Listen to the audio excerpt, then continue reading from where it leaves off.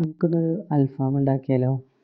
അപ്പോൾ കുറച്ച് ദിവസം മുന്നേ ഞാനൊരു ഗ്രില്ല് പാനിൻ്റെ റിവ്യൂ ഇട്ടിട്ടുണ്ടായിരുന്നു. അപ്പോൾ ആ ഗ്രില്ല് പാനിൽ ചെയ്തെടുത്തതാണ് കേട്ടോ അൽഫാം. ഞങ്ങൾ ഉണ്ടാക്കിയതിൽ വെച്ചിട്ട് ഏറ്റവും ടേസ്റ്റുള്ള ഒരു വേർഷനാണ് ഞാൻ നിങ്ങളുമായിട്ട് ഷെയർ ചെയ്യുന്നത് കേട്ടോ. അപ്പോൾ ഇത് കണ്ടിട്ട് ഉണ്ടാക്കാത്തവരുണ്ടെങ്കിൽ തീർച്ചയായിട്ടും ഉണ്ടാക്കണം. ഉണ്ടാക്കിയവരുണ്ടെങ്കിൽ ഈ രീതിയിലൊന്ന് ചെയ്തെടുക്കാൻ നോക്കാം. ഭയങ്കര ടേസ്റ്റാണ്. എന്നാലും പറയുകയാണ്, നമ്മൾ പുറത്ത് ഗ്രില്ല് ചെയ്യുന്നത് തന്നെയാണ് ഏറ്റവും ടേസ്റ്റ്. പുറത്ത് ഗ്രില്ല് ചെയ്യുന്നതിൻ്റെ ടേസ്റ്റ് നമ്മൾ ഓവണിൽ എയർ ഫ്രയറിലൊന്നും കിട്ടില്ല. പുറത്ത് ഗ്രില്ല് ചെയ്താൽ തന്നെ കിട്ടുള്ളൂ. നമുക്ക് മസാല എന്തൊക്കെയാണ് നോക്കാം. ഒരു തക്കാളിയുടെ പകുതി എടുത്തിട്ടുണ്ട്. അതുപോലെ തന്നെ സവാളയുടെ പകുതി, 2 കട്ട മാഗി ക്യൂബ്, പിന്നെ അതുപോലെ തന്നെ വെളുത്തുള്ളി, ഇഞ്ചി, നാരങ്ങാനീര്, നല്ല ജീരകം, പെരുംജീരകം, പിന്നെ കുരുമുളക്. ഇതിൽ മാഗിയുടെ 2 കട്ട എടുത്തിട്ടുണ്ടല്ലോ, അതിലത്തെ ഒരു പാക്കറ്റ് എടുത്തിട്ടുള്ളൂ. അതിൽ 2 ഉണ്ടാവും, അങ്ങനെ 2 കട്ട പറഞ്ഞത്. പിന്നെ കാശ്മീരി മുളക് പൊടി, മല്ലിപ്പൊടി, മഞ്ഞൾപ്പൊടി, പിന്നെ ഒരു 5 പച്ചമുളക് എടുത്തിട്ടുണ്ട്. അതുപോലെ തന്നെ നല്ല തൈര്, മിൽക്കി മിസ്റ്റിൻ്റെ പുളിയില്ലാത്ത തൈര് ഉണ്ടല്ലോ, അങ്ങനെ തന്നെ എടുക്കണം കേട്ടോ. അധികം വെള്ളമുള്ളത് പറ്റില്ല. പിന്നെ ഗരം മസാലപ്പൊടി, പുതിനയും മല്ലിച്ചപ്പും. ഇതാണ് നമുക്ക് മസാല തയ്യാറാക്കാൻ വേണ്ടത്.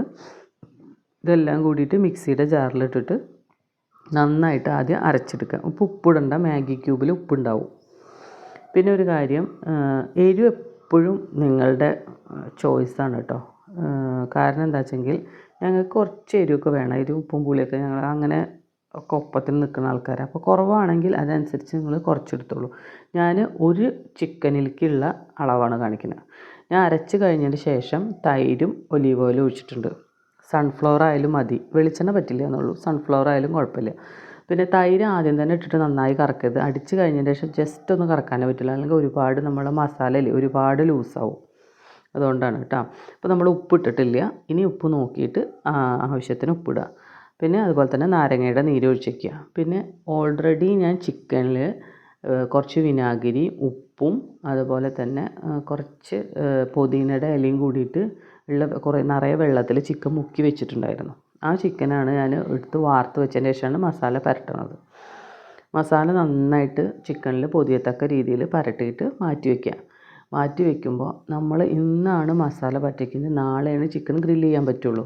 നമ്മൾ ഇന്ന് തന്നെ ഗ്രില്ല് ചെയ്താൽ എന്തായാലും ഉറപ്പായിട്ടും അതിൻ്റെ ടേസ്റ്റ് കിട്ടില്ല, മസാല ഒന്നും പിടിക്കില്ല. അപ്പോൾ മസാല പിടിക്കാൻ വേണ്ടിയിട്ട് ഒരു ദിവസം എന്തായാലും നിങ്ങൾ മാറ്റി വയ്ക്കണം. അപ്പോൾ രാവിലെയൊക്കെ നമ്മൾ ഇത് ചെയ്യുകയാണെങ്കിൽ നമുക്ക് രാത്രി ഉണ്ടാക്കാം. അതല്ല എന്നുണ്ടെങ്കിൽ രാത്രി വെച്ചിട്ട് പിറ്റേ ദിവസം, ഞങ്ങളിപ്പോൾ ഇന്ന് രാത്രി വെച്ചിട്ട് പിറ്റേ ദിവസം രാത്രിയാണ് കേട്ടോ ഉണ്ടാക്കിയത്. അപ്പോൾ ഫ്രീസറിൽ വെക്കേണ്ട, അതിൻ്റെ താഴത്തെ തട്ടിൽ വെച്ചാൽ മതി. പിന്നെ നമ്മൾ ഉണ്ടാക്കുന്നതിൻ്റെ കുറച്ച് മുന്നേ ഇത് പുറത്തേക്ക് എടുത്തേക്കണം. 1 മണിക്കൂർ മുന്നേ പുറത്തേക്ക് എടുത്ത് വെച്ചിട്ട് വലിയൊരു പാത്രത്തേക്ക് ഇട്ടിട്ട് മൊത്തം മസാലയൊക്കെ ഒന്ന് ഇളക്കി കറക്റ്റ് ആക്കുക. നല്ല തണുപ്പ് പറ്റില്ല കേട്ടോ. നമ്മൾ ഇതുപോലെ ഗ്രില്ല് പാൻ ചൂടാക്കിയിട്ട് നമുക്ക് അതിൽ ഞാനൊരു 3 പീസാണ് വെച്ചത്. അങ്ങനെ വെച്ചിട്ട് നമുക്ക് നല്ല ചൂടിലിടുക, എന്നിട്ട് മീഡിയത്തിലാക്കുക.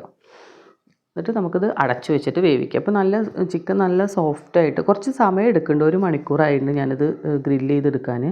കാരണം ഇത് സ്പീഡ് കൂട്ടിയിടാൻ പറ്റില്ല, പാൻ അത്യാവശ്യം കനമുണ്ട്. അപ്പോൾ ആദ്യം ഒരു 3 മിനിറ്റ് കഴിഞ്ഞതിന് ശേഷം ഞാൻ തിരിച്ചിട്ടു. എന്നിട്ട് വീണ്ടും അതുപോലെ തന്നെ അടച്ചു വെച്ചു. പിന്നെ ഞാൻ ഇടയ്ക്കിടയ്ക്ക് അങ്ങനെ തിരിച്ചിട്ടിട്ടും മറിച്ചിട്ടും. നമ്മൾ ഒരു ഭാഗം കുറേ നേരം വെച്ചാൽ ആ ഭാഗം ഹാർഡായി പോവും. നമുക്ക് രണ്ടും ഒരേ ഭാഗം വെക്കണം എന്നുണ്ടെങ്കിൽ ഒരു മാക്സിമം ഒരു 5 മിനിറ്റ് കൂടുമ്പോൾ എന്തായാലും തിരിച്ചിടണം. പിന്നെ വേറൊരു കാര്യം, ഇനി ഈ ഗ്രില്ല് പാന് ഓവണൊന്നുമില്ല പറഞ്ഞിട്ട് ഇത് ഉണ്ടാക്കാണ്ടിരിക്കരുത്. നമുക്ക് സാധാരണ ഇരുമ്പ് ചീഞ്ചട്ടിയില്ലേ, നമ്മളുടെ എന്താ പറയുക, ദോശയൊക്കെ ഉണ്ടാക്കണം അതിലുണ്ടാക്കാം. ദോശയൊക്കെ ഉണ്ടാക്കണം അതിൽ. പിന്നെ ദോശ ഉണ്ടാക്കാൻ പറ്റില്ല കേട്ടോ. നിങ്ങൾ അൽഫാം ഉണ്ടാക്കാം അങ്ങനത്തെ ചീഞ്ചട്ടി അതിൽ പറ്റും. അല്ലെങ്കിൽ കനമുള്ള നോൺ സ്റ്റിക്കിൻ്റെ പാനിലും ഉണ്ടാക്കാൻ പറ്റും കേട്ടോ. നമ്മൾ അടച്ചു വെച്ചിട്ട് സിമ്മിലിട്ടിട്ട് തന്നെ ഉണ്ടാക്കണം. വലിയ അടുപ്പിൽ ഒരിക്കലും വെക്കരുത്, മസാല കരിഞ്ഞു പോകും. അപ്പോൾ ഞാൻ അപ്പുറം തിരിച്ചിട്ട് നല്ല സെറ്റായിട്ട് വന്നിട്ടുണ്ട്. ഇനി നമുക്ക് ഇതിനൊന്ന് സ്മോക്ക് ചെയ്യണം. അതിന് വേണ്ടിയിട്ട് ഒരു ചാർക്കോൾ കത്തിച്ചിട്ട് അല്പം സൺഫ്ലവർ ഓയിലും കൂടി ഒഴിച്ചു കൊടുത്തിട്ട് ഞാനിതിൽ മൂടി വെച്ചിട്ടുണ്ട്. അപ്പോൾ മൊത്തം സ്മോക്കായി കഴിഞ്ഞാൽ നമുക്ക് പുറത്ത് നമ്മൾ ഗ്രില്ല് ചെയ്തതിൻ്റെ ഒരു ടേസ്റ്റ് കിട്ടാൻ വേണ്ടിയിട്ടാണ് അങ്ങനെ ചെയ്യുന്നത്. അപ്പോൾ എൻ്റെ എന്തായാലും സക്സസ് ആയി. ആകെ എനിക്ക് ഉണ്ടായത് പറഞ്ഞിട്ടുണ്ടെങ്കിൽ 1 മണിക്കൂറായിട്ടുണ്ട് എടുക്കാൻ ആവാൻ ആയി. ഇപ്പോൾ നിങ്ങൾക്ക് കാണുന്ന പോലെ തന്നെ കഴിക്കാനും നല്ല ടേസ്റ്റ്, മസാലയൊക്കെ നല്ല ടേസ്റ്റായിട്ട് ഉള്ളിലേക്ക് പിടിച്ച് നല്ല ടേസ്റ്റ് ഉണ്ടായിരുന്നു കേട്ടോ കഴിക്കാനും.